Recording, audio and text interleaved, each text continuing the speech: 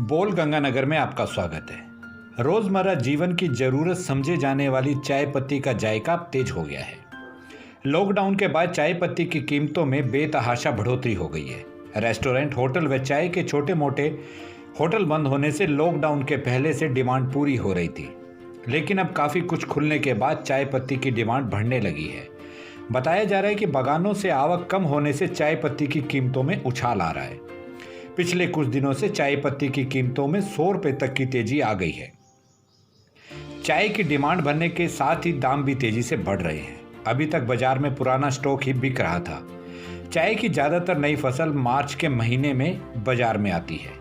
चाय की नई फसल बाजार में आती उससे पहले लॉकडाउन हो गया। लॉकडाउन लगने के बाद चाय की फसल खड़ी की खड़ी रह गई।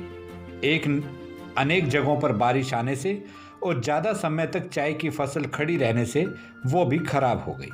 इसका असर यह हुआ कि चाय पत्ती जो लॉकडाउन से पहले 240 रुपये किलो बिक रही थी, वो लॉकडाउन के बाद 340 रुपये किलो बिक रही है। मीडियम और सबसे कम दाम में बिकने वाली चाय पत्ती 70 से 90 रुपये किलो तक के दाम बढ़ गए हैं। अभी के लिए इतना ही। आपका दिन शुभ हो। चाय के रेटों में भारी बढ़ोतरी।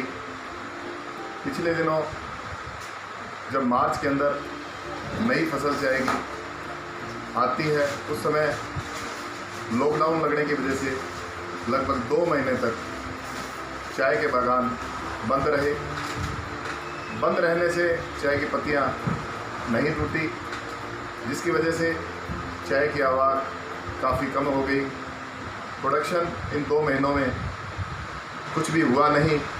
इस वजह से चाय के रेटों में काफ़ी तेज़ी पिछले दिनों में देखने को मिल रही है।